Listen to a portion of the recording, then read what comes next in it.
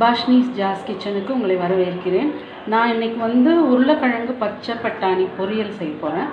அதுக்கு தேவையானது ஒரு 2 வெங்காயம், பெரிய வெங்காயம், மீடியம் சைஸ் வெங்காயம் வெட்டி வச்சுருக்கேன். 2 தக்காளி வெட்டி வச்சுருக்கேன். உருளைக்கிழங்கு, பட்டாணி, இஞ்சி பூண்டு பேஸ்ட்டு, கொத்தமல்லி, கருவேப்பிலை, அப்புறம் as usual chilli powder, turmeric powder, தேவையான அளவு சால்ட்டு, தாளிக்கிறதுக்கு கடுகு, சீரகம், சோம்பு. பார்த்துடலாம்.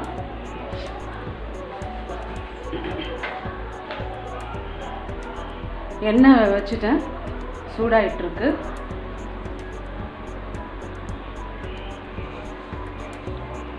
இதோட கடுகு சேர்த்துக்கலாம், கொஞ்சமாக சீரகம் சேர்த்துக்கிறேன்,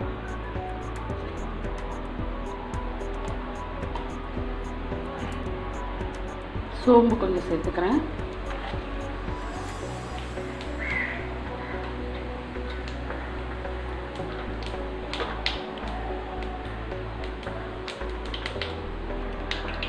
இது கூட வெங்காயம் சேர்த்துக்கிறேன்,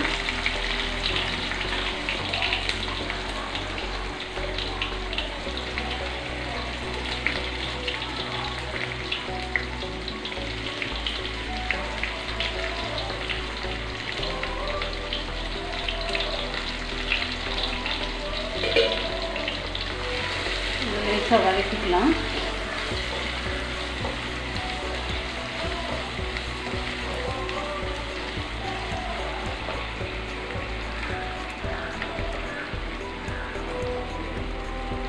இதிலே கொஞ்சம் நான் சால்ட் சேர்த்துக்கிறேன், அப்புறம் பத்தலைன்னா இன்னும் கொஞ்சம் சேர்த்துக்கலாம்.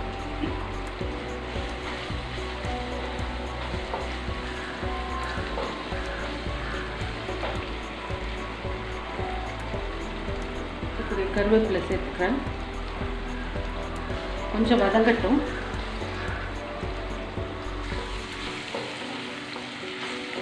இது ஓரளவுக்கு வதங்கிட்டு இருக்கு.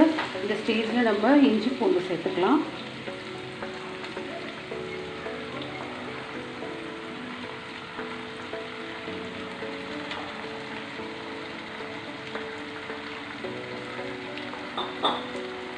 அதையும் நல்ல பச்சை ஸ்மெல்லு போகிற வரைக்கும் வதக்கிடலாம்.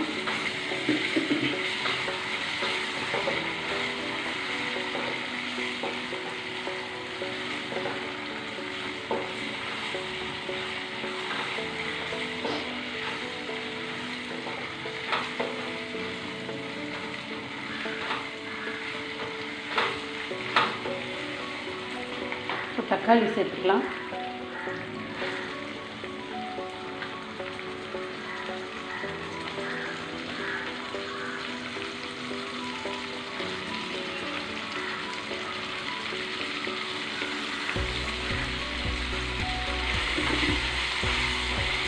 அதுவும் நல்லா வதங்கணும். அதனால் நம்ம கொஞ்சம் நேரம் சிம்மில் வச்சுட்டு மூடி போட்டுடலாம். அப்போ தான் நல்லா வதங்கிடும். கொஞ்சம் வதங்கட்டும். இது நான் ஒரு 5 மினிட்ஸ் விட்டேன் சிம்மில். இப்போ பார்ப்போம். அது இந்த அளவுக்கு வதங்கியிருக்கு. நம்ம அப்படியே மூடி வச்சிடக்கூடாது. நடுப்புற கொஞ்சம் எடுத்து நம்ம மிக்ஸ் பண்ணி விட்டுக்கலாம், தீயாமல் இருக்கிறதுக்கு. இப்போ நான் இந்த ஸ்டேஜில் டர்மரிக் பவுடர்,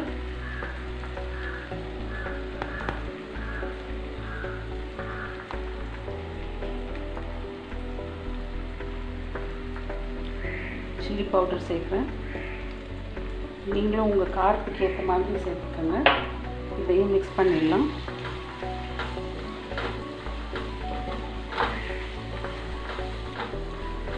இது கூட நான் வெட்டி வச்சுருக்க உருளைக்கிழங்கு சேர்த்துக்கிறேன். ஃபஸ்ட்டு இதை கொஞ்சம் நம்ம வேக வச்சுட்டு அதுக்கப்புறம் பட்டாணி சேர்த்துப்போம், இல்லைன்னா பட்டாணி குழஞ்சிரும்.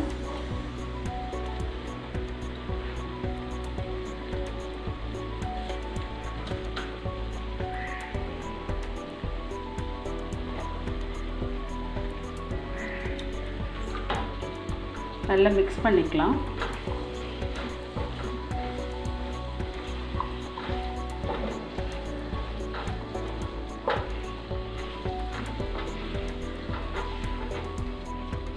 இப்போ இது கொஞ்சமாக நம்ம தண்ணி சேர்த்துக்குவோம். ஏன்னா உருளைக்கிழங்கு வேகணும் இல்லைங்களா, அதனால் கொஞ்சமாக தண்ணி சேர்த்துக்குவோம்.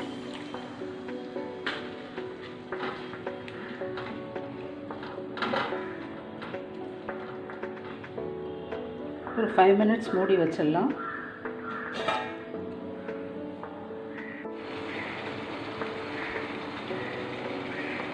இப்போ பாருங்கள், உருளைக்கிழங்கு நல்லா வெந்துடுச்சு.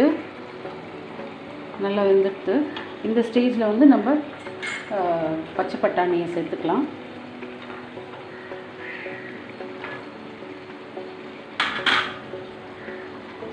நல்லா மிக்ஸ் பண்ணிடலாம். ஆக்சுவலாக எனக்கு இந்த உருளைக்கிழங்கு வேகிறதுக்கு வந்து பார்த்திங்கன்னா 12 மினிட்ஸ் ஆகிடுது. சில கிழங்கு வந்து ரொம்ப சீக்கிரமாக வெந்துடும், சிலது வந்து கொஞ்சம் லேட்டாக தான் ஆகும். ஆனால் நம்ம அப்படியே விடக்கூடாது. நடுப்புற நம்ம கொஞ்சம் மூடி திறந்து மிக்ஸ் பண்ணி விட்டுக்கலாம், ஏன்னா அது தீஞ்சிடாமல் இருக்கிறதுக்கு. ஆக்சுவலாக இதுக்கு தண்ணி வேணான்னு நினைக்கிறேன். அப்படி இதை வந்து ஒரு 5 மினிட்ஸ் மூடி வச்சா போதும். இது பட்டாணி வந்து சீக்கிரம் வெந்துடும். பாருங்கள், இப்போது பட்டாணியும் நல்லா வெந்து எண்ணெய் பிரிஞ்சு வர ஆரம்பிச்சிருச்சு. அவ்வளோதான், சூப்பரான potato and green peas masala ready ஆகிடுது. இதை வந்து நீங்கள் தனியாகவும் அப்படியே சாதத்தில் போட்டு சாப்பிட்லாம், சாம்பாருக்கு வச்சுக்கலாம், இல்லை ரசம் வச்சுக்கலாம், தயிர் சாதத்துக்கும் ரொம்ப நல்லாயிருக்கும். ட்ரை பண்ணி பாருங்கள், உங்களுக்கு பிடிக்கும்னு நினைக்கிறேன். இது மேலே லேசாக கொத்தமல்லி